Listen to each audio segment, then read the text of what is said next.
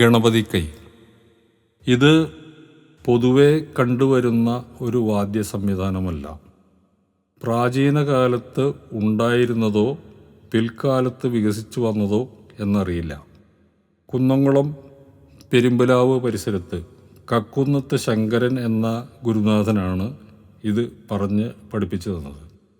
ഇതിൻ്റെ വായ്ത്താരിയും വായനാരീതിയിലുള്ള ഒരു വിശേഷമാണ് ഈ വാദ്യത്തെ ആകർഷിക്കുന്നത്. ഇതിന് 7 ഘട്ടങ്ങളുണ്ട്. ആദ്യത്തെ തവണ മുതൽ 6 വരെയുള്ള ഭാഗങ്ങൾ പ്രമാണക്കാരൻ ഒറ്റയ്ക്കും തുടർന്ന് മറ്റ് ഏറ്റുകൊട്ടുകാർ ആവർത്തിച്ച് വായിക്കുകയും ചെയ്യുന്നു. പിന്നീട് 1 മുതൽ ഓരോ ഭാഗങ്ങൾ ഒഴിവാക്കിയും പ്രമാണക്കാരൻ വായിക്കുകയും അതുതന്നെ മറ്റുള്ളവർ ഏറ്റുകൊട്ടുകയും ചെയ്യുന്നു. അങ്ങനെ 6ാമത്തെ ഭാഗം കഴിഞ്ഞു കഴിഞ്ഞാൽ കടിയനക്കത്തിൻ്റെ അവസാന ഭാഗമായ 1ലേക്ക് അത് ചുരുങ്ങി കൂട്ടി കൊട്ടുകയും ചെയ്ത് അവസാനിപ്പിക്കുന്നു. ഇവിടെയൊക്കെയും ഇതിനെക്കുറിച്ച് ഓരോ വാദ്യങ്ങൾ കേൾക്കുമ്പോഴാണ് അതിൻ്റെ പൂർണ്ണമായ ഒരു അറിവ് ഉണ്ടാകുന്നത്. ഈ കേളി സദൃശമായ ഭാഗങ്ങൾ ഇതിനകത്ത് നമുക്ക് ശ്രദ്ധിക്കാനാവുന്നതാണ്. ഇതിൽ മറ്റൊരു പ്രത്യേകത ഉള്ളത്, ഈ വാദ്യത്തിൽ മനോധർമ്മങ്ങൾ ഉപയോഗിക്കാറില്ല.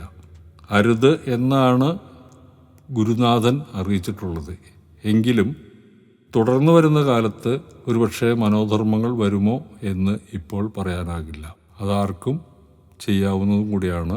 പ്രത്യേകിച്ച് മരവാദ്യങ്ങളിലൊക്കെ തന്നെ മനോധർമ്മങ്ങൾക്ക് വളരെയേറെ പ്രാധാന്യമുള്ളതാണ്. കടിയനക്കം. ഘടിയിണക്കം എന്ന പദം ലോപിച്ച് കടിയനക്കം എന്നതായതാവണം ഈ വാദ്യ സംവിധാനം എന്ന് ഒരു നിരീക്ഷണമുണ്ട്. കാരണം ഇടകലർത്തി താളവട്ടം പൂർത്തിയാക്കുന്ന ഒരു വാദ്യം മറ്റൊന്ന് ഉള്ളതായി അറിവില്ല. വാദ്യക്കാരെല്ലാം ഒരുപോലെ ഒരേ സമയത്ത് വായിക്കുന്ന ചിട്ടയാണ് കേരളീയ വാദ്യകലകൾക്ക് കണ്ടുവന്നിട്ടുള്ളത്.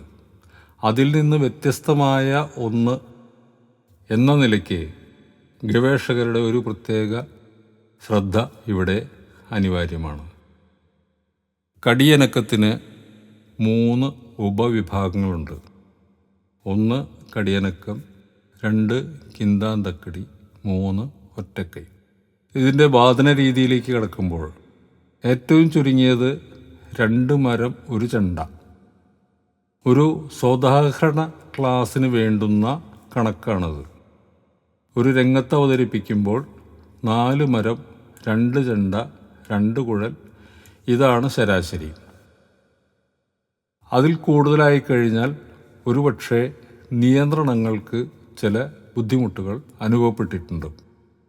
ഇതിൽ ആദ്യം വായിക്കുന്നയാളെ പ്രമാണക്കാരനെന്നും മറ്റുള്ളവരെ, അതായത് ഒന്നിൽ കൂടുതൽ ആൾക്കാരും ഉണ്ടാകാം, ഏറ്റുകൊട്ടുന്നവർ എന്നുമാണ് നമ്മൾ പറയാറുള്ളത്. പ്രമാണക്കാരന് 2 അക്ഷരകാലത്തിൽ തടിന്ത കിന്ത എന്ന് വായിക്കുമ്പോൾ ഏറ്റുകൊട്ടുന്നയാൾ പ്രമാണക്കാരൻ്റെ കീ മുതൽ തടിന്ത കിന്ത എന്ന് വായിക്കുന്നു. ഇനി ഇതിൽ 1, 5 എന്നീ മാത്ര സ്ഥാനങ്ങളിൽ ചെണ്ട താളം താങ്ങുമ്പോൾ അതിൻ്റെ വായ്ത്താരി കടുന്നുണ്ട കിടുന്നുണ്ട കടുന്നുണ്ട കിടുന്നുണ്ട എന്ന് വരുന്നു. ഇത്രയും പറഞ്ഞത് ഇത് വായിക്കാൻ വേണ്ടുന്ന അടിസ്ഥാന തത്വം മാത്രമാണ്. പ്രമാണക്കാരന് മേൽപ്പറഞ്ഞ 8 മാത്രകളിൽ മനോധർമ്മം ഉപയോഗിക്കാനും കൈമാറിക്കൊട്ടാനും സ്വാതന്ത്ര്യമുണ്ട്.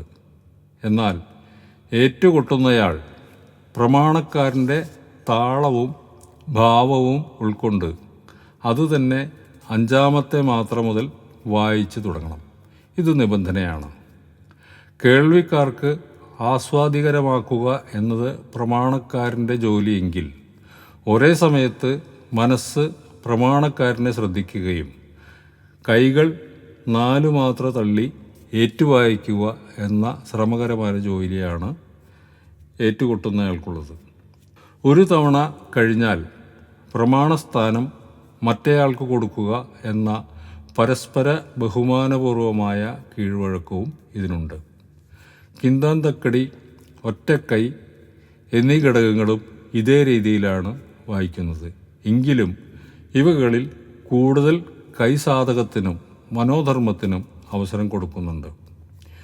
ഈ വാദ്യത്തെ തൃശ്ശൂരിൻ്റെ തെക്കൻ പ്രദേശങ്ങളിൽ ഇതിനെക്കുറിച്ച് പറയുന്നത് വടക്കൻ താളം കൊട്ടുക എന്നതാണ് അവരുടെ ഒരു ഭാഷ്യം.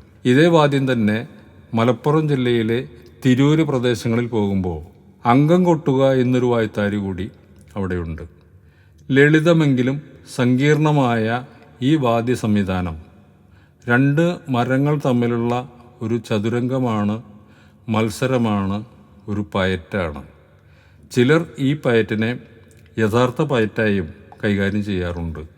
അങ്ങനെയുള്ള സന്ദർഭങ്ങളിൽ പല അഭംഗികളും വരികയും ചില പിണങ്ങിപ്പോക്കുകളും പലപ്പോഴും അനുഭവപ്പെട്ടിട്ടുണ്ട്. ഇങ്ങനെയുള്ള സന്ദർഭങ്ങളിൽ പ്രമാണക്കാരനും ഏറ്റുകൊട്ടുന്നവരും തുല്യരെങ്കിൽ ആസ്വാദകർക്ക് അതൊരു ഹരം തന്നെയായിരിക്കും.